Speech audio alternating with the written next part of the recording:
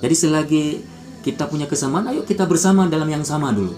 Terkadang kalau kita angkakan mungkin, kalau kita lebih mudah memahami, kita satu kelompok dengan satu kelompok yang lain punya kesamaan 80.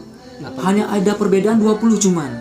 Masa kita melihat yang 20 yang beda ini, kemudian kita bertegang urat leher. Betul, 80 sama padahal. Kita hari ini harus cukup cerdas memaknai, memahami secara detail nilai-nilai Quran, mengajarkan nilai-nilai sunnah, mengajarkan tentang persaudaraan. Jadi selagi dia adalah usulnya sama, yaitu rukun Islamnya sama, rukun imannya sama, Tuhannya sama, kitab suci sama, kiblatnya sama, nabi yang sama, semua sama dalam hal usul. Tapi nanti yang namanya kehidupan manusia ini ada berbeda-beda masalah fikih, itu ijtihadi sifatnya, itu saling menghargai, tasamuh. Kita harus saling bertoleransi dalam hal ini.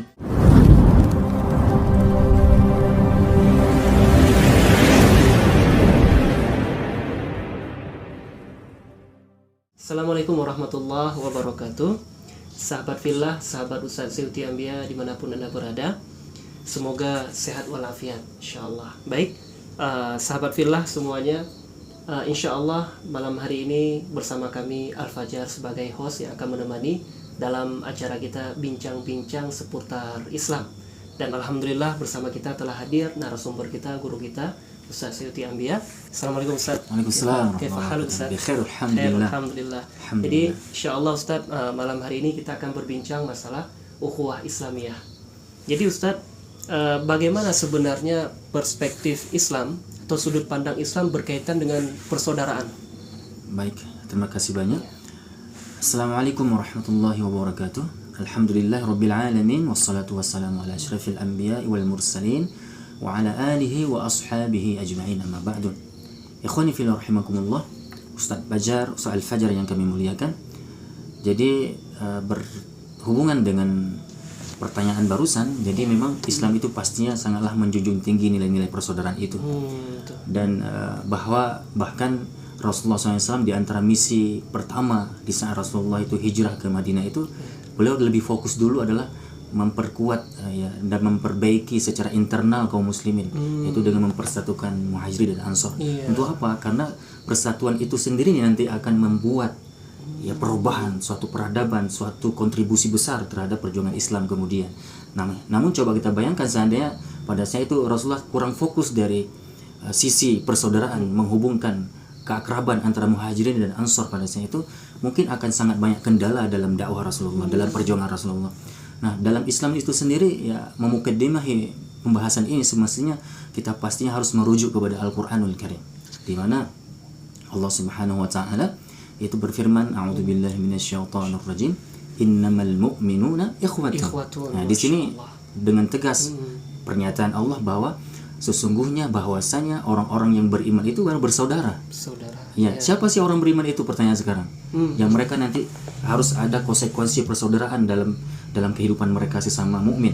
Nah, makanya al-mu'minun di sini adalah siapapun kaum muslimin, seorang muslim dan siapapun orang Islam dalam komunitas mana saja, dimanapun mereka berada nanti, selagi mereka adalah orang yang kemudian menjalankan konsekuensi keislaman dan konsekuensi keimanan, yaitu dengan menjalankan perintah Allah, meninggalkan larangan Allah, maka di situ nanti dikatakanlah mereka yang termasuk dari ayat ini, yang kemudian innamal mu'minuna ikhwatun, mereka harus menjadi saudara. Nah, kemudian di sambungan ayat fa aslihu baina akhawaykum. Nah, di sini seakan-akan Allah ingin memberi isyarat kepada kita orang yang beriman, walaupun kita sudah beriman sekalipun, yang namanya orang beriman nanti pasti tidak pernah lepas daripada pertikaian, perselisihan. Nah, maka dari itu, saudaraku yang dirahmati oleh Allah Subhanahu wa taala, yang menjadi hal yang menarik dari kita adalah karena memang manusia itu adalah makhluk yang interaksi sosial satu sama yang lain. Dia punya muamalah. Pasti nggak mungkin kita hidup eksklusif, betul? Nggak mungkin kita hidup menyendiri di rumah sendiri, enggak. Pasti kita, yang namanya manusia adalah human relation. Dia punya nilai-nilai relasi satu sama yang lain, yang dalam Islam mungkin diistilahkan dengan ada muamalah. Nah, pastinya yang namanya manusia dalam bermuamalah ada saja nanti kesalahan-kesalahan yang terjadi, baik dari lisan, sikap, dan sebagainya. Nah, makanya selagi itulah bukan persoalan yang dijadikan pertikaian asbab persoalan usul, perbedaan akidah, Ya. Selagi itu adalah persoalan-persoalan muamalah, maka orang Islam harus mengedepankan islah dalam setiap Islah, Ustaz, ya islah, pertikaian, perdamaian. Maka dari situ seakan-akan Allah ingin mengisyaratkan kalian orang beriman, yang namanya orang beriman tidak pernah lepas juga nanti. Karena kalian adalah makhluk Allah juga, manusia. Ada kesalahan yang terjadi satu sama yang lain, maka yang terpenting dari itulah bukan masalah, karena masalah itu fitrah. Pertikaian itu adalah mesti terkadang terjadi dalam kehidupan ini, yang nggak bisa dipisahkan memang dengan yang namanya pertikaian, perselisihan.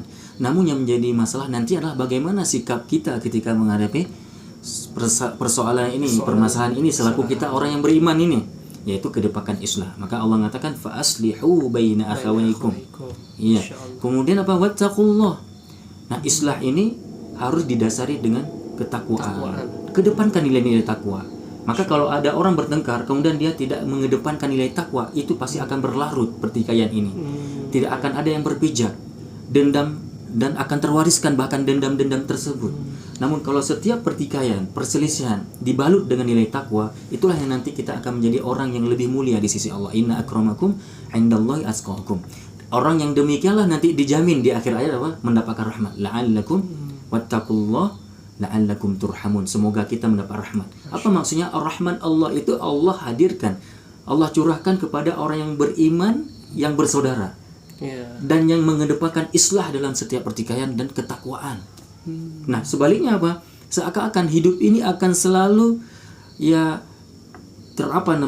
dikuasai oleh banyak malapetaka, keributan, kekacauan. Jauhnya rahmat Allah dari kehidupan itu disebabkan kita sering bertengkar. Dan pertengkaran ini tidak pernah kita mau mengedepankan nilai-nilai takwa gitu. Yang ada adalah nilai permusuhan. Maka lawan dari rahmat mungkin saja kita akan mendapatkan banyak musibah, malapetaka, laknat Allah, azab dan sebagainya. Wallahu a'lam bishawab. Menarik ini teman-teman ya, menarik, Masya Allah. Jadi Ustaz tadi kan saya sebutkan masalah ternyata di zaman Nabi pun, sahabat pun mungkin pernah berselisih paham. Betul. Contohnya seperti apa itu, Ustaz? Ya, banyak. Kalau kita mau lihat pendalilan yang ada dari agama kita Islam, itu tercatat dalam sejarah bahwa jangankan para sahabat gitu kan. Sesama sahabat, maksudnya sahabat dengan Rasul pun ada perselisihan. Sahabat dengan Rasul. Ada banyak kasus terjadi. Kemudian bahkan itu manusia pasnya. Nabi Muhammad juga, Nabi kita Muhammad SAW seorang manusia. Kemudian juga sahabat juga manusia. Yang pada saat itu pasti berkemungkinan memang terjadi perselisihan. Toh mereka masih dalam kondisi tarbiyah. Mereka adalah masih dalam kondisi masa-masa pendidikan bahasa kitanya. Karena mereka adalah berlatar belakang dari kaum jahiliyah, dan bisa saja bekas-bekas kejahiliahnya ini terbawa waktu Islam. Dan itu berkemungkinan sangat terjadi yang namanya pertikaian satu sama yang lain. Iya. Dan bahkan yang lebih menariknya, jangankan manusia sesama manusia, malaikat pun pernah berselisih. Ustaz Al-Fajar mungkin pernah dengar bagaimana hadis tentang khilafnya dua malaikat. Malaikat azab dengan malaikat rahmat ketika menentukan seorang yang wafat dalam perjalanan hijrah. Dia adalah mantan pembunuh. Betul, yang membunuh 100 nyawa. 100 nyawa. Betul. Itu. Kemudian dia diperintahkan oleh seorang alim untuk berhijrah ke suatu tempat. Yang tujuan hijrahnya itu supaya nanti dia tidak termotivasi lagi untuk membunuh. Karena kalau dia tetap tinggal di kampung halamannya ini, kampung yang banyak kriminal, dia akan termotivasi lagi untuk melakukan kriminal, membunuh lagi. Maka dinasihatkan oleh seorang syekh, seorang alim, kamu kalau ingin istiqomah dengan taubatmu ini, kamu rawatlah ke tobatmu ini dengan hijrah ke suatu tempat. Di situ ada satu tempat yang banyak orang solehnya. Nah, apa singkat cerita dalam perjalanan Allah mentakdirkan dia wafat. Nah, kemudian kan terjadi perselisihan antara dua malaikat. Malaikat azab mengatakan ini masuk neraka. Betul. Ini malaikat rahmat masuk surga karena dia sudah ikhlas, sudah betul-betul memiliki azam, keinginan besar untuk taubat. Nah, itu malaikat saja bisa pernah berselisih.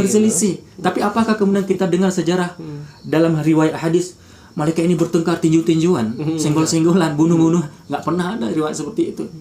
Mereka kemudian Allah putuskan. Kembali lagi kepada Allah yang Maha Tahu terhadap keadaan hamba.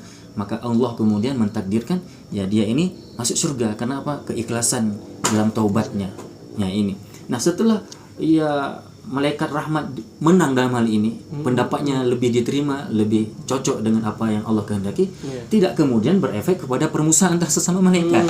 Coba, nggak pernah ada sejarah bertengkarnya malaikat. Kemudian ayo kita lihat bagaimana Rasul dengan sahabat.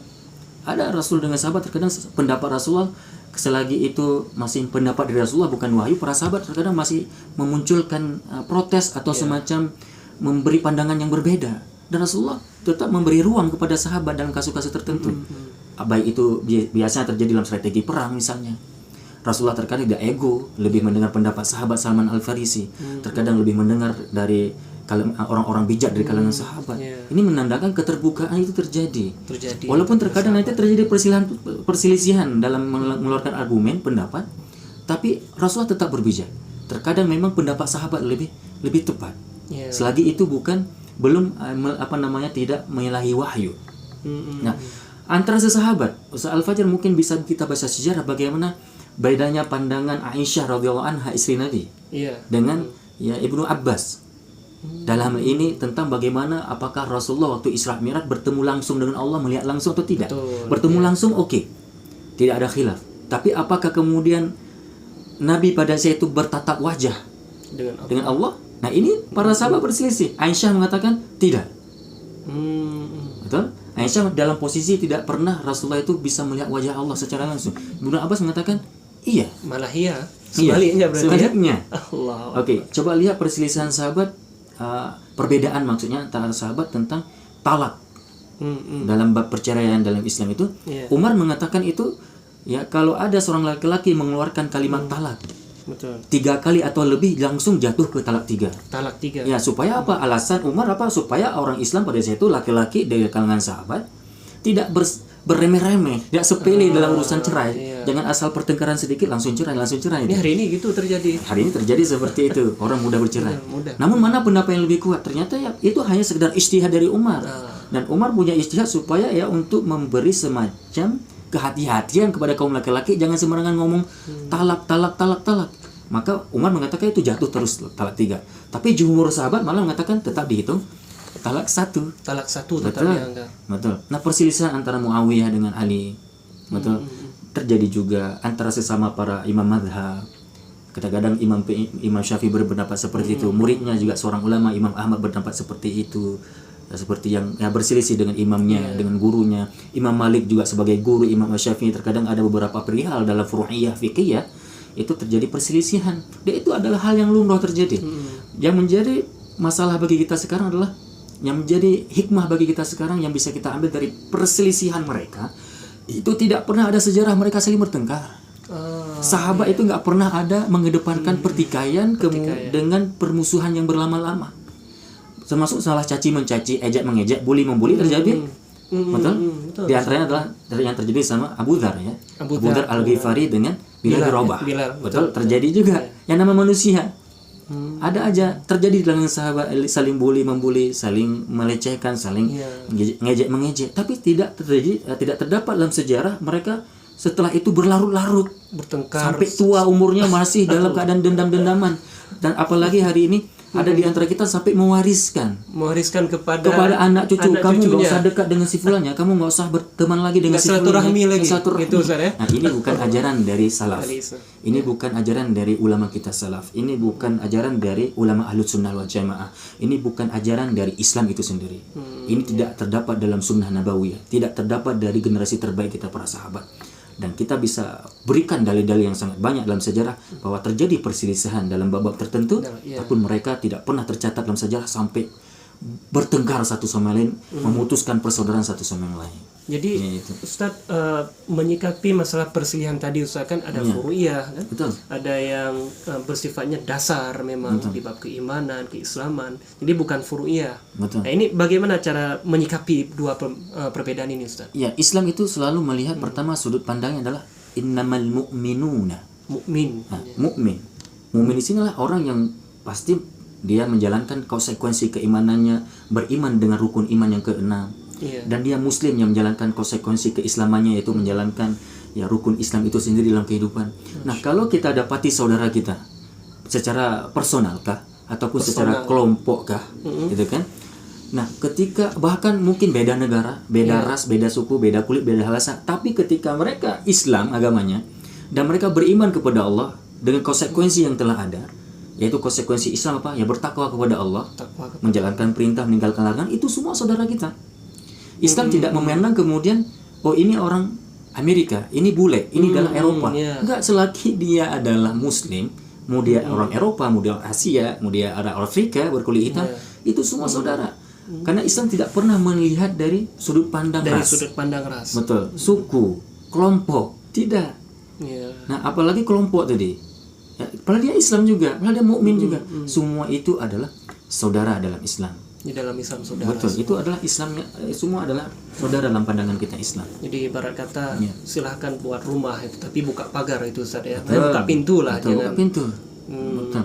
Nah, jadi istilahnya adalah kita hari ini harus cukup cerdas memaknai, memahami secara detail nilai-nilai Quran, mengajarkan nilai-nilai sunnah, mengajarkan tentang persaudaraan. Jadi selagi dia adalah ya usulnya sama, yaitu rukun Islamnya sama, rukun imannya sama, Tuhannya sama, kitab suci sama, kiblatnya sama, nabi yang sama, semua sama dalam hal usul. Tapi nanti yang namanya kehidupan manusia ini ada berbeda-beda masalah fikih ya, itu ijtihadi sifatnya, itu saling menghargai, tasamuh. Kita harus saling ya bertoleransi dalam hal ini. Jadi selagi kita punya kesamaan, ayo kita bersama dalam yang sama dulu. Terkadang kalau kita angkakan mungkin, kalau kita lebih mudah memahami, kita satu kelompok dengan satu kelompok yang lain punya kesamaan 80. Hanya ada perbedaan 20 cuman. Masa kita melihat yang 20 yang beda ini, kemudian kita bertegang urat leher. Betul, 80 sama padahal. Buktinya apa? Usul kita sama. Tuhan sama tadi, kiblat kita sama. Al-Qur'an kitab suci sama. Betul. Kemudian kita punya nabi yang sama. Salat 5 waktu juga sama-sama 5 waktu. Salat subuh tetap 2 rakaat masih. Orang sana, orang sini, salat zuhurnya 4 rakaat. Orang sana, orang sini, asarnya 4 rakaat. Maghrib 3 rakaat. Insya 4 rakaat. Masih sama yang usul. Sama-sama mencintai Rasul, sama-sama mencintai sahabat. Sama-sama kita mengatakan kita harus ikut Quran dan Sunnah. Nah, berarti sama. Banyak yang sama. Antara A, B, C ini kalau kita kaji sebenarnya samanya banyak. Betul. Kalaupun ada kurang, itu terjadi. Sesama sahabat terjadi, ada kekurangan. Terjadi dalam urusan fikih maksud saya. Usul, bukan usul ya. Dalam bab furu'iyah, para imam mazhab juga pernah terjadi perselisihan.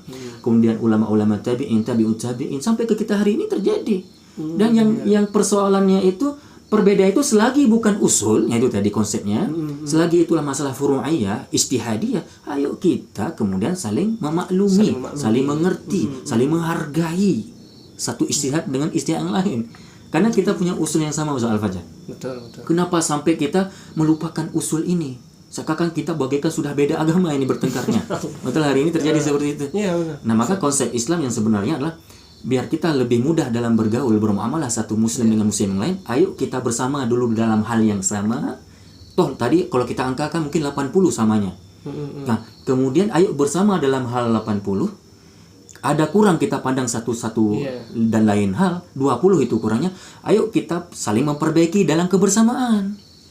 Itulah nanti konsep Islam, saling menasihati, bukan saling menjauhi, bukan saling bertengkar. Kalau ada sedikit perbedaan langsung musuh, langsung tinggalkan, kapan kita bisa bersatu?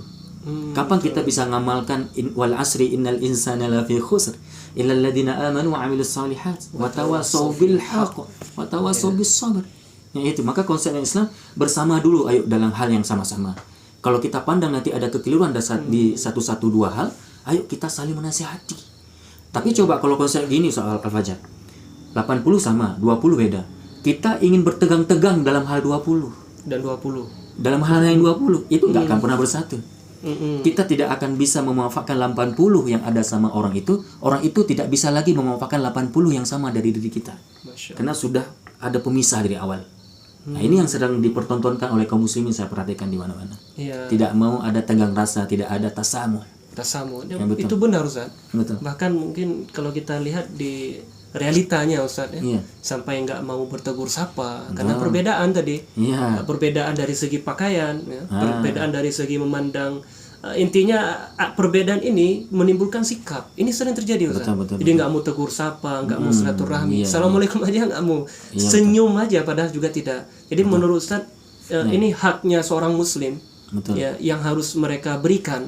Apalagi kan dalam bingkai ukhuwah tadi, bingkai persaudaraan. Jadi bagaimana sikap seorang muslim sebenarnya dalam menunaikan haknya kepada saudara yang lain?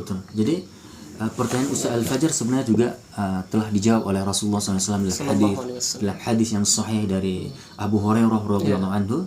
Hadis inilah dari Imam Muslim, di mana Rasulullah bersabda, "Haqqul muslim ala muslim sittun." Dalam sebuah riwayat khamsun. Dalam satu riwayat dari Abu Hurairah, riwayat Muslim, sittun. Ada 6 hak seorang muslim terhadap muslim yang lain. Gitu kan? Maksud hak berarti apa? Hak harus diberikan.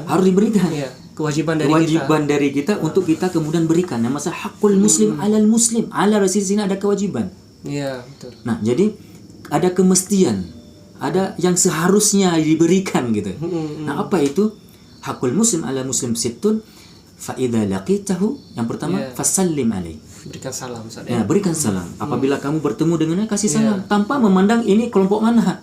Muslim nggak dia? Karena hakul muslim itu sudah kita bahas tadi. Muslim apa? Yang menjalankan konsekuensi keislaman, yaitu dia rukun Islam yang 5. Dia juga beriman kepada Allah dengan nilai-nilai keimanan yang ada di rukun iman yang ke-6. Nah, itu muslim. Oh, kelompok A dia berada di komunitas B, di komunitas C. Dia mungkin dia punya komunitas kelompok mana mungkin, mau A, B, C lah nama kelompok, banyak kali nama kelompok. Selagi kelompok-kelompok tersebut masih muslim, beriman kepada Allah, kasih hak dia. Dan tanpa kita pandang, hari ini Ustaz Al-Fajar terjadi memang. Betul, Ustaz. Dia akan memandang dulu, ini orang yang dia jumpai ini kelompok kajian mana? Ya kan? Ini kajian dengan siapa? Iya betul. Dia kajian dengan ustaz mana? Oh, kalau dia dilihatnya ini bukan mengaji dengan ustaz kita, nggak usah kasih salam. Nah, ini berarti teori baru ini.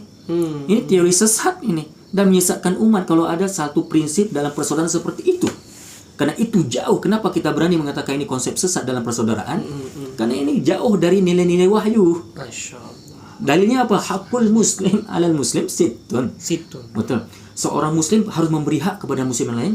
Di antaranya ada 6 tadi. Pertama adalah fa idza laqitahu fasallim alaihi. Fi'il amr. Berikan salam kalau jumpa. Nah, ini kalau kita jumpa assalamualaikum nggak dijawabnya. Apakah kita kafir? Atau dia ketika jumpa dengan muslim lain tidak memberi salam? Apakah dia pandang dia bukan muslim lagi? Jadi pertanyaan. Gitu kan? Padahal dia muslim, jelas muslim, dia sholat, dia baca Quran, dia beriman pada Allah, beriman pada Rasul tadi. Kenapa kemudian ada orang tidak saling memberi salam? Cuma gara-gara beda ustadz ngaji, beda warna baju, beda kelompok berorganisasi, beda berormas, ber-OKP, beda jamaah, beda tempat mengaji, beda pesantren, beda kampung. Kok harus seperti itu?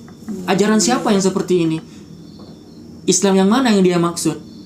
Gitu kan? Sunnah yang mana yang dia maksud kalau dia katakan ini bagai pada sunnah? Quran, kitab suci yang mana yang dia maksud? Kok bisa lahir orang yang seperti ini? Ekstrim, itu sangat tidak benar, tidak wajar dalam Islam. Makanya apabila kita bertemu tanpa memandang ini kelompok kajian mana, ini jamaah mana, muslim nggak dia? Assalamualaikum. Kita yang diberikan salam, waalaikumsalam. Menjawab. Nah, ada hari ini bahkan dilihat dulu, oh ini celananya nggak cingkrang nih. Dia cuma memberi salam kepada yang cingkrang. Karena ini baru dianggap saudara kalau udah cingkrang. Nah, ini konsep yang tidak benar. Ya, ini bahaya. Kemudian dia baru memberi salam kepada orang kalau udah jenggotan, alhamdulillah berarti dia orang sunnah. Saudaraku ini. Kalau belum ada jenggot, nah ini bukan saudara, nggak usah kasih salam. Kayak mana nemuin jenggot berarti dia dulu kan? Ya, betul. Kemudian ada yang sampai dia nggak akan kasih salam dulu, nggak akan memberi salam terlebih dahulu sebelum dia menginterogasi dulu. Ini ngeri. Interogasi dulu. Assalamualaikum, waalaikumsalam. Atau nggak memberi salam tapi gimana? Dari mana? Jadi kayak menginterogasi gitu sifatnya. Kamu dari mana? Siapa namamu? Ngaji di mana? Ngaji di mana? Dengan ustaz mana? Ketika ada jawaban, oh ustaz fulan. Nah, pas didengarnya dari ustaz fulan dan itu bukan ustaz dia. Oh, ini bukan saudaraku. Padahal ustaz itu juga sunnah. Ustaz itu terkadang juga mengajarkan kebenaran, mengajarkan kitab-kitab para ulama, mengajarkan Quran dan sunnah. Tapi karena bukan kelompoknya, dia tidak anggap itu saudara. Nah, ini terjadi praktek seperti ini hari ini. Dan ini keliru. Kalau ini banyak orang kayak gini, inilah yang membuat hancurnya kaum muslimin. Inilah yang membuat internal kaum muslimin nanti jadi tidak harmonis. Jadi mereka nambah rukun Islam, Ustaz ya. Betul. Rukun Islamnya adalah mengaji dengan kelompok saya. Iya, betul. Nah, itu fatalnya. Jadi ini namanya apa? Ukhuwah kelompokiyah, Ustaz. Ukhuwah kelompokiyah. Hisbiyah di kelompok ya. Bukan Islam lagi bingkainya, Ustaz ya. Betul. Nah, kemudian coba kita lanjutkan tadi. Karena ada 6 tadi ada 6, ya betul. Ada 6 bahwa idza laqitahu fasallim alaihi. Kemudian Wa idza da'aka fa'ajibhu. Apabila kamu itu diundang untuk pesta pernikahan, walimahan, akikahan mungkin dan sebagainya, fa'ajibhu, penuhi undangan itu selagi di situ nggak ada maksiat, ya, selagi dalam pesta tersebut tidak mengandung banyak kemungkaran, gitu kan. Nah, selagi itu terlepas dari kemungkaran maksiat, wajib penuhi undangan seorang muslim. Tanpa juga seperti tadi, tanpa harus melihat ini kelompok mana yang undang. Dia ngaji dengan kita enggak? Dia cuma memenuhi undangan kepada orang-orang yang sama anggota kajian. Dia cuma memenuhi undangan kepada yang sama ngaji dengan ustadznya. Betul. Atau dia akan memenuhi undangan, baru dia penuhi sebuah undangan kalau yang undang itulah satu komunitas dengannya, satu kelompok dengannya, satu organisasi dengannya, satu OKP ormas dengannya. Nah, ini keliru. Padahal hakun muslim tanpa memandang kelompok tadi. Muslim ngundang kita, bismillah. Saudara kita penuhi. Gitu. Kemudian apa lagi? Wa idzan sansahaka fansahu. Apabila dia mendatangimu untuk meminta suatu nasihat, kasih tanpa pilih-pilih. Tanpa pilih-pilih. Mau orang kaya, mau orang miskin, mau kelompok mana saja, kalau dia memang mendatangi kita itu untuk meminta nasihat, kasih nasihat. Karena ilmu ini bukan untuk kelompok kita aja. Kita harus menjadi muslim rahmatan lil alamin. Ilmu ini untuk umat manusia, jangan ditutup-tutup. Jangan hanya memberikan ilmu untuk kelompoknya saja. Ya, itu kan. Nah, maka ada satu pepatah apa? Kun da'iyan li ummatik wa la takun da'iyan li hizbik. Jadilah dai untuk umat, bukan untuk kelompokmu. Ya, untuk umat. Umat itu siapapun, bahkan non muslim pun kita dakwahi. Ini muslim yang datang kepada kita meminta kita motivasi, mungkin meminta kepada kita nasihat, solusi terhadap persoalan, maka kita kalau mampu wajib berikan. Kalau nggak mampu, bahkan kita memotivasikan dia untuk mengalihkan ke orang yang lebih mampu. Pokoknya jangan pasif, gitu. Betul. Jangan hanya sekedar melihat. Ya, kamu makanya belajar, kamu ngaji, datang ke ustaz kami, jangan datang ke ustaz tuh, maka jadi sesat kayak gini. Ya, ini kan tambah masalah baru. Kemudian malah menjadi melebar, istilahnya itu nggak betul. Kemudian yang keempat apa? Wa idza atasa fahamidallah fasammithu. Apabila kita lagi bergaul dalam komunitas, dalam sebuah majelis, ya, kemudian kita mendengar saudara kita itu bersin, dan di saat bersin dia memuji Allah, alhamdulillah, kita memberi hak dia. Haknya apa? Hak untuk didoain. Apa itu? Kita baca apa? Yarhamukallah. Gitu Islam. Tanpa melihat, oh ini nggak usah yarhamukallah ini, ya, karena bukan ngaji dengan kita, dia bukan ngaji dengan ustaz kita, dia bukan kelompok kita, ya, dia jamaah fulan, itu bukan jamaah kita, nggak usah kita doain. Ini keliru. Dia membuat konsep baru ini dalam persaudaraan. Dan saya ulangi tadi, ini konsep bukan di atas wahyu yang kayak gini. Ini pasti belakangnya ada setan yang bermain, ya gitu. Kemudian apa? Rasulullah melanjutkan hadisnya, wa idza marida fa'udhu. Apabila saudara muslim tadi sakit, kunjungi. Tanpa melihat juga, nggak usah dikunjungi, mampus, biar mati aja. Karena dia bukan kelompok kita, dia bukan saudara kita, dia bukan kulit seperti kulit kita. Dia adalah orang yang tidak masuk dalam jamaah kajian kita misalnya. Sehingga kita tidak akan menjenguk dia sakit. Ini juga keliru. Ya. Kemudian yang terakhir adalah yang keenam, wa idza mata fatba'hu. Apabila dia meninggal, iringi jenazahnya. Jangan ini yang meninggal, kalau yang meninggal adalah kelompok kajiannya, langsung dia di depan langsung menyelesaikan prosesi kifayah. Serius dia memandikan, mengafankan, menyolatkan dengan khusyuk lagi dia solatkan. Kenapa? Temannya yang meninggal, satu kelompoknya yang meninggal, satu anggota kajian yang meninggal. Dia khusyuk sampai ke perkuburan pun dia mau mengantarkannya. Itu kalau yang meninggal adalah temannya, satu kelompok ngaji misalnya, satu organisasi, satu jamaah dengan dia. Tapi kalau ada kemudian, coba, ini terjadi soal fajar di tengah-tengah masyarakat hari ini. Ketika yang meninggal itu bukan kelompok dari kelompoknya, sekte, dianggap sekte yang berbeda ini. Ini bukan Ahlussunnah wal Jamaah ini. Ini bukan dari kalangan orang salaf ini misalnya bahasanya. Mereka bukan sunnah ini. Mereka ahlul bid'ah ini itu dan ini dan itu. Nah, ini bukan kelompok ngaji dengan kita. Sehingga apa? Nggak pun dia mengunjungi. Nggak pun dia hadiri. Jangankan untuk memandikan, mengafankan, tadi menyolatkan. Kalaupun sholatkan mungkin asal-asal aja. Nah, kalau untuk sekelompoknya kita harus mengambil 2 qiraat. Bawa hadis lagi.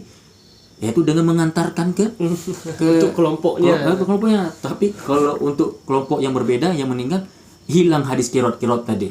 Nah, ini kan bahaya. Maka dia tidak memberi hak muslim terhadap muslim yang lain.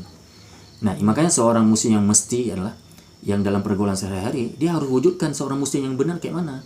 Ya, kalau kita bilang muslim yang benar, ya bukan menurut ustaz kita muslim yang benar, bukan menurut kelompok kita muslim yang benar itu. Contoh muslim yang benar adalah yang diabadikan kebenarannya, dia akui, ditazkiyah oleh langit, oleh Allah adalah Rasul.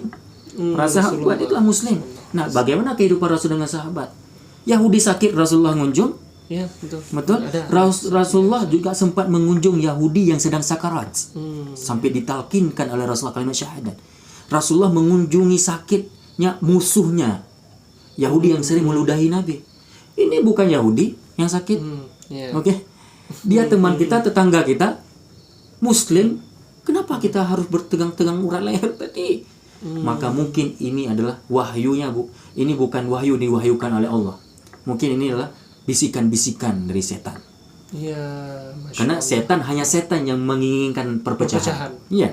Hanya setan yang menginginkan pertikaian, perpecahan. Kalau betul-betul muslim ingat wahyunya jelas. Kita dianjurkan bersaudara. Bersaudara dalam keimanan dan ketakwaan. Wallahu a'lam bishawab. Iya. Jazakumullah khairan Ustaz. Menarik ya teman-teman ya.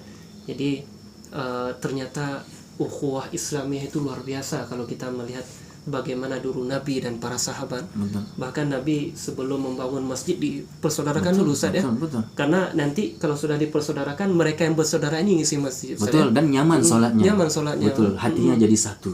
Ya, nah, beda dengan hari ini bonsinya kita bangun besar-besar. Tapi satu saf itu terkadang saling berpecah hati. Kenapa? Imannya bukan kelompoknya gitu.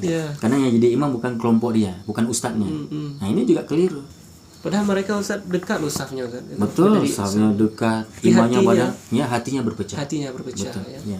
Untuk apa kita berdempet-dempet bahu, kemudian berdempet-dempet kaki demi menjaga kesempurnaan saf salat dan mendapatkan fadilah salat jamaah, tapi hati kita malah berpecah. Hati kita berpecah. Iya. Betul. Hati kita berpecah untuk apa? Maka itu juga tidak dibenarkan dalam Islam. Luar biasa Ustaz. Ngomong-ngomong nih Ustaz Fajar, agak lelah sedikit, haus, boleh diminum? Ya. Boleh ya? Bismillah Ustaz, ini udah Bismillah. disiapkan. Bismillah. Ini udah dingin Ustaz nih. Gak apa-apa. Ya, berkah insyaallah. Jadi Ustaz, ini menarik sebenarnya Ustaz pembahasannya. Berkaitan dengan bagaimana cara menyikapi perbedaan-perbedaan yang ada. Kan perbedaan tadi kita bahasakan dalam bab furu'iyah Ustaz ya. Betul. Dan tidak boleh kita pastinya sampai tidak silaturahmi, tidak salam lagi dengan saudara-saudara kita. Namun banyak itu hal yang terjadi Ustaz. Bahkan mereka mengatakan, untuk apa kita duduk dengan syubhat ya, ahli syubhat. Nanti kita kena sambaran. Syubhat itu bagaikan api yang menyambar. Ini ada yang seperti itu saya mengatakan. Jadi bagaimana itu Ustaz? Bagus. Nah, jadi saya coba memberikan satu pemahaman lewat satu ilustrasi mungkin ataupun permisalan ya, supaya nanti kita akan melahirkan muslim-muslim di kemudian hari, saat ini bahkan dan kemudian hari generasi kita yang mampu berbijak dalam menyikapi setiap perselisihan. Karena memang kita nggak pernah sepi daripada perselisihan. Siapapun manusia, mau jadi orang baik, mau jadi orang jahat, ya bahkan kita selaku anak sesama kandung nih, kita punya ibu yang sama. Ya, orang tua ayah yang sama, tapi kita yang sesama kandung dari rahim yang sama lahir itu bisa saja beda-beda. Ini suka warna merah, yang ini suka warna hitam, yang itu suka ini makan ini, suka makanan itu, selera beda. Selera beda, ya. Nah, kan nggak boleh kemudian gara-gara beda selera, beda-beda masalah yang tidak asasi itu sampai bertengkar satu sama lain. Maka saya punya satu permisalan ya. Untuk menyikapi perbedaan kelompok-kelompok yang ada dalam kita kaum muslimin hari ini. Betul, kita banyak kali warna udah memang. Ya, tapi kalau kita mau berbijak, mau jujur, semua itu agama Islam. Betul? Mau aliran A, mau kelompok A, B, C, gitu kan? Nggak perlulah kita sebutkan namanya. Intinya pasti kita paham sendiri bagaimana nama-nama kelompok OKP Ormas hari ini, jamaah-jamaah ya, yang begitu banyak. Ya, intinya apa? Kalau kita perhatikan, selagi memang itu masih tadi konsepnya Islam, rukun Islamnya sama, rukun imannya sama, kitab suci sama, Tuhan sama, Nabi sama, semua sama. Kalau memang terjadi sedikit di perbedaan di masalah furu'iyah, fiqhiyah, maka kita punya satu sikap yang bijak di sini. Ya, bagaimana itu? Tapi ini konteksnya lah masalah yang furu'iyah. Furu'iyah. Bukan Iya. yang bermasalah usul. Bukan Kalau udah usul itu beda Beda, Bang. Pak. Ya, itu beda. Ya, itu gimana kita bisa bersaudara, ya kan? Mm-mm. Tapi mendoakan kebaikan untuk sobat tobat itu penting. Penting. Itu bahagia pada teknis dan strategi dan adab dalam berdakwah. Iya. Namun yang kita maksud adalah ketika memang mereka muslim, beriman kepada Allah, yang punya usul yang sama yang seperti kita bicarakan tadi. Yang mungkin kalau kita samakan punya 80 yang sama, cuma beda 20. Gitu kan? Iya. Maka ada satu hal yang menarik yang perlu kami ingin sampaikan. Kita umpamakan aja bagaikan orang yang ingin melakukan perjalanan safar. Kita misalnya orang di Aceh Tengah ini ingin melakukan safar ke Banda Aceh. Iya. Nah itu kita nggak boleh memaksa orang kemudian harus naik bus. Nggak boleh kemudian kita harus memaksa dia harus naik motor. Iya. Nggak boleh kemudian kita harus memaksa seseorang itu harus naik mobil A, B, C, kendaraan A, B, C. Bus pun tidak boleh dipaksa harus bus pelangi. Terkadang dia mau yang anugerah nama busnya. Dia mau yang kecil, bus Bukan. minibus kadang. Minibus mungkin. L300 pun ada Cendrawasih, ada L300 Dekaputra, Iya. ada L300 Raja Wali mungkin namanya lah, entah apa namanya. Kan terserah dia. Iya. Oh dia mungkin nggak mau naik L300, mau mobil pribadi, silakan. Iya. Mau naik kendaraan mungkin dia motor roda 2, silakan. Kenyamanan Ustaz ya. Kenyamanan Kenyamanan. dan itu sesuai dengan kondisi. Yang penting semua orang kan ingin ke Banda Aceh. Tujuannya sama. Tujuannya sama. Betul. Nah selagi tujuan yang sama, jalan pun jalan yang sama, tapi memakai kendaraan yang berbeda, itu insya Allah kita berbijak. Iya. Ya, yang penting apa? Yang penting apa? Kendaraannya, supirnya mantap, SIM-nya ada, STNK mobilnya ada, STNK motornya ada. Kan harus bijak juga, kita nggak boleh naik sembarangan mobil juga. Mungkin mabuk pun mungkin supirnya. Kita dari awal nggak usah naik mobil itu, harus hati-hati, Nggak sampai ke jalan. nggak sampai ke tujuan. Ketujuan ya. Nah, makanya ketika kita pandang ini supir udah mantap, STNK-nya dia punya, Iya. dia paham aturan berkendaraan, dia paham juga jalan yang akan dituju kemana. Nah, ayo kita sama-sama kompak, berangkat sama-sama tanpa harus menyenggol mobil orang, tanpa harus menyenggol mobil yang lain. Takutnya apa? Kita juga ikut tersenggol, kita juga ikut rusak mobil kita. Kalau ada yang seperti dalam perjalanan, itu nggak akan sampai ke Banda Aceh, nggak sampai. Kita akan masuk ke jurang sama-sama ini.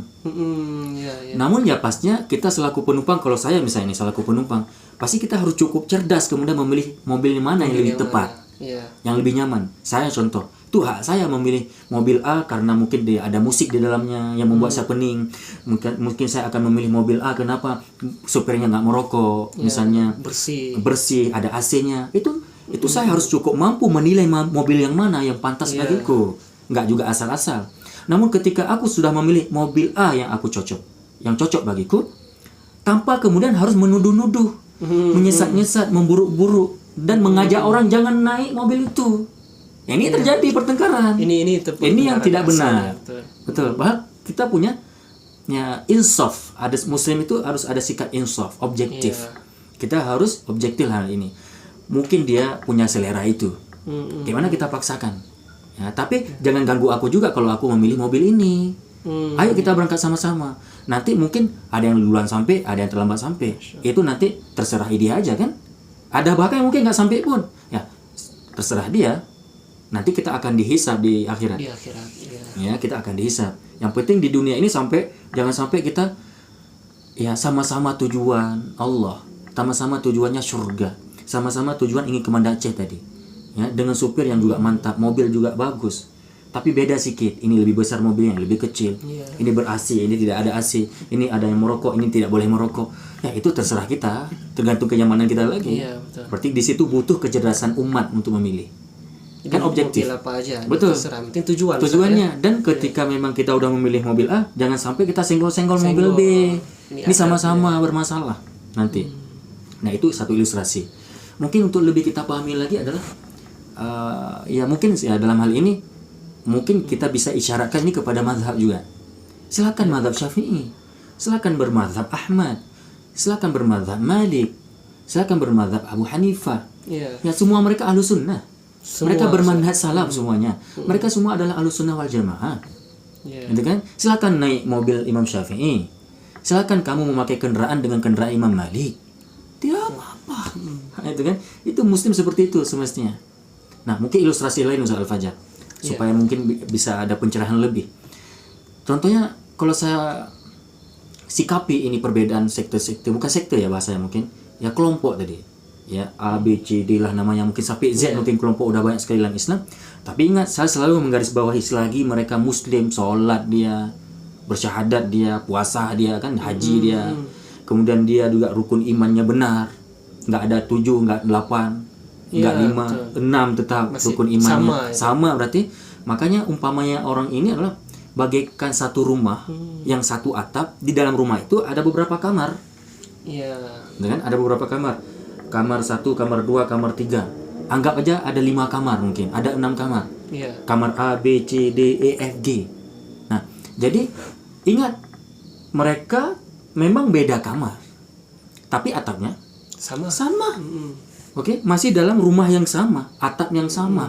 Iya. Berarti apa? Kita harus saling menjaga keharmonisan dalam satu rumah ini. Rumah yang kami maksud adalah Islam. Iya. Nah, dalam Islam ini ada kamar-kamarnya. Mungkin kita bahasakan lah, mungkin kamar Muhammadiyah namanya lah, mungkin kamar Nahdlatul Ulama NU, kamar Jamaah Tabligh, mungkin Jamaah Sunnah lah namanya, kan? Adalah banyak kali nama jamaah, nama kelompok. Ya, itu saya umpamakan mereka ini adalah ya bagaikan orang yang berada dalam satu rumah yang sama. Atap yang sama, beda kamar cuman. Kenapa kita harus tinju-tinju kamar orang? Jadi nggak bisa tidur lah. Digangguin orang. Sehingga dia nggak bisa tidur nyenyak. Sehingga orang itu pun membalas karena dia nggak mau juga merasa tidak nyaman dengan ketukan pintu yang nggak sopan atau kutukan dinding yang nggak sopan dari kamar sebelah. Dia pasti akan membalas. Nah, jadi satu rumah bertengkar, nyaman nggak kira-kira? Roboh lah rumah. Roboh lah, nggak harmonis. Nggak harmonis. Inilah yang sedang dipertontonkan sesama Muslim. Masya Allah. Yang ini. Maka, namun ada satu juga yang harus kita garis bawahi. Kalau saya tadi seperti hampir mirip dengan konsep saya dalam memilih mobil. Ini juga saya juga selaku seorang Muslim ya juga harus ada prinsip. Prinsip saya apa? Saya akan memilih kamar mana yang lebih nyaman bagi saya. Kamar saya maunya adalah yang ber-AC. Ya, kemudian tidak ada nyamuk, bersih, ada kamar mandinya, spring bednya ada, kasurnya nyaman untuk saya tidur. Nah, itu hak saya. Itu untuk memilih kamar itu. Betul kan? Nggak mungkin saya kemudian dipaksa harus kamar ini. Karena saya nggak bisa tidur tanpa ada AC. Kami orang Takengon ini suka dingin, nggak bisa panas gitu kan. Kemudian ya kamu nggak boleh paksa saya untuk memaksa saya untuk masuk kamar yang seperti itu. Tapi kalau kamu nyaman dengan kamar itu, Bismillah terus. Saya nggak akan ganggu kamu. Itu yang semestinya yang dilakukan oleh setiap Muslim. Berbijak. Iya. Kembali nanti kepada kecerdasan aja kita untuk memilih. Itu hak kita. Ya pasti kita nggak mungkin memilih kamar-kamar sembarangan kamar. Gitu kan? Kita akan memilih kamar yang betul-betul nyaman dan menghargai kemudian kalau ada orang memilih kamar yang berbeda. Nah, itu jadi kita harmonis, aman. Kemudian kalau bisa bahkan dapurnya sama lagi. Makan sama. Nah, sampai ke dapur nanti ada teori baru soal fajar. Sampai ke dapur. Nah, ini ada kepiting. Ada menu namanya udang. Ada telur. Telurnya pun ada beberapa jenis, telur rebus, telur asin, ada mata sapi, ada dadar. Ada tongkol, ada bandeng, ada miso, ada lalapan. Oke. Satu meja makan sama-sama. Nah, kemudian tidak boleh kita saling memaksa. Makanlah ikan udang. Kenapa kamu nggak makan udang? Nggak boleh nggak makan udang. Yang lain nggak boleh. Ini makan udang harus. Dia paksa orang makan udang. Enggak, selera dia sukanya tongkol. Dia nggak bisa makan udang, mungkin ada masalah dengan fisiknya, mungkin alergi lain sebagainya. Kita harus saling menghargai selagi dia masih makan yang halal. Ini kan halal semua di meja tadi. Udang halal, kepiting halal, tongkol halal, bandeng halal, mujahir halal. Ya, tiram kalau bahasa kita mungkin halal juga. Kemudian apalagi dadar halal juga, telur juga itu namanya. Nah, ini udah beda bentuk aja. Tadi dapat dasarnya telur, tapi ini mata sapi, ini dadar. Nah, itu masalah selera. Semua halal, kenapa harus bertengkar? Baru boleh bertengkar kalau di satu meja hidangan ada babi. Nah, itu maaf Pak, ke meja sana lagi. Pisah meja. Beda. Ada daging anjing, daging babi, atau daging yang haram dimakan dagingnya itu. Ya itu maaf Pak, bijak pun kita. Pindah di tempat lain aja Pak. Gitu kan? Jadi berbijak tetap. Namun untuk makan bersama dan dipaksa saya untuk makan, dipaksa saya makan yang haram saja, dipaksa yang makan yang halal tapi nggak sesuai dengan tubuh saya, nggak baik bagi saya, nggak baik, itu pun nggak boleh dipaksa, apalagi dipaksa saya untuk makan yang haram. Nah itu baru. Makanya ayo kita coba silakan makan yang daging, yang makan ayam silakan, yang makan kepiting silakan, yang makan telur dadar silakan, yang makan ini silakan, minum jus pokat silakan, mau yang minum jus jambu nggak usah ada paksaan. Bismillah sama-sama dah harmonis, kenyang, alhamdulillah. Hilladzi at'amani hadzal ta'am wa razaqanihi min ghairi haulin minni wala quwwah. Silakan aman. Dah kembali lagi ke kamar masing-masing. Ke kamar masing-masing. Aman, harmonis. Tapi hari ini harus makan mata sapi, nggak boleh dadar. Nah, inilah yang terjadi. Padahal konsepnya usulnya sama. Apa usulnya? Semua makanan di meja hidangan usulnya lah halal. Cuma beda furu', beda selera, beda konsep, beda pengetahuan, beda kecocokan. Iya. Karena saya jangan dipaksakan tongkol. Karena bagi saya, bukan bagimu. Saya nggak akan ganggu kamu. Bagi saya loh, saya kalau makan tongkol itu alergi misalnya. Iya. Nah itu harus dimaklumi, toleransi, tasamuh. Kalau dari awal udah saling bertengkar, nggak jadi makan. Mubazir makanan nggak ternikmati. Nah inilah beberapa ilustrasi yang perlu kita angkat bagi umat ya, supaya nanti kita punya konsep dalam pergaulan sesama muslim, bahwa kita harus mengedepankan nilai-nilai persaudaraan di atas ketakwaan, tanpa harus melihat suku, ras, kulit, bahasa, kelompok dan sebagainya. Semua kita muslim bersaudara. Masya Allah. Gitu. Ini kalau seperti ini Ustaz konsepnya, Islam ini akan kuat pastinya. Insya Allah. Tapi kalau misalkan seperti tadi yang kejadiannya orang bertengkar, makan nggak akan jadi makan berarti. Nggak jadi makan. Jadi siapa yang senang itu Ustaz kalau umat muslim ini bertengkar? Pertama setan senang. Kenapa? Itu dimakan setan. Yang itu kan mubazir, innal mubadzirina kanu ikhwana syayatin. Kan yang mubazir kan jadi saudara setan nih. Kan dimakan setan. Kemudian kita rugi, nggak jadi makan, lapar. Akhirnya mati kelaparan gara-gara bertengkar masalah yang furu'iyah tadi. Bahal ayo makan nasi. Usulnya nasi. Usulnya makan nasi. Masalah menunya, ya itu nggak bisa dipaksa. Hari ini gara-gara persoalan menu, nasi yang usul nggak jadi makan. Nggak jadi makan. Ini yang terjadi hari ini. Masya Allah. Ya ini. Wallahu a'lam bishawab. Jadi seru ya teman-teman ya. Insyaallah ini bincang-bincang malam dengan tema ukhuwah Islamiyah. Maka kalau seperti ini konsep yang terbangun, pasti Islam akan semakin kuat. Insyaallah. Jadi Ustaz tolong berikan nasihat-nasihat bijak untuk para pemirsa yang dimanapun berada mungkin bisa mendengarkan nasihat ukhuwah Islamiyah Ustaz. Baik. Jadi ikhwani fillah rahimakumullah, mungkin ini sebagai penutup dari kami, bahwa untuk kondisi kaum muslimin dimanapun hari ini berada ya, di belahan dunia hari ini, kita memang harus cukup sadar kita tidak dalam keadaan baik-baik saja. Ya, kita tidak dalam keadaan harmonis secara internal. Betul. Nah, makanya PR kita banyak dan besar ke depan. Banyak orang yang belum sholat, banyak orang yang belum menyembah Allah, banyak masih dalam kesyirikan. Banyak orang muslim yang dia masih belum menegakkan sholat 5 waktu. Ada yang mereka masih bergelimang dengan dosa yang seperti narkoba, pembunuhan, pelacuran, prostitusi. Nah, di sekitaran kita hari ini penuh dengan kegelapan. Nah, kira-kira siapa yang akan memperbaiki ini? PR ini siapa yang akan bisa fokus ya untuk memberikan cahaya di tengah kegelapan hari ini? Kalau kita secara internal juga tidak harmonis. Ya, umpamanya Pak, ini kita bagaikan dokter soal fajar. Parada ini bagaikan para dokter yang sedang banyak pasien. Pasiennya pun bukan satu jenis pasiennya. Ada kanker, ada yang asam lambung, ada reumatik, ada hipertensi, ada yang kanker pun dibagi-bagi lagi itu. Ada kanker rahim, ada kanker payudara, ada kanker tulang. Nah, kemudian ada yang nanti mungkin juga diabetes tadi, ada liver.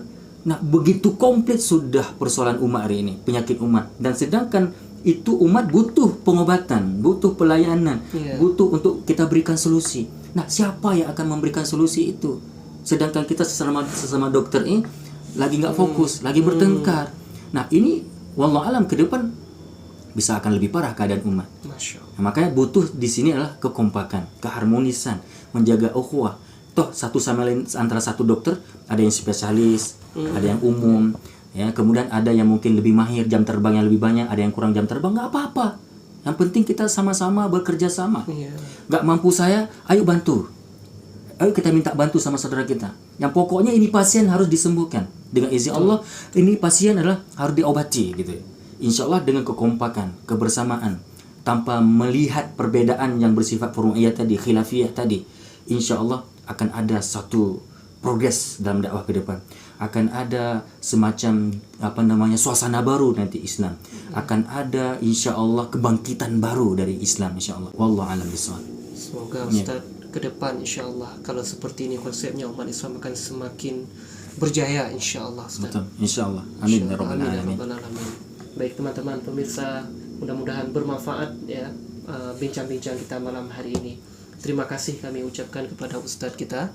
Jazakumullahu khairan. Wa iyyakum. Jazakumullahu khairan. Baik. Subhanallahumma bihamdika asyhadu an la ilaha illa anta astaghfiruka wa atubu ilaik.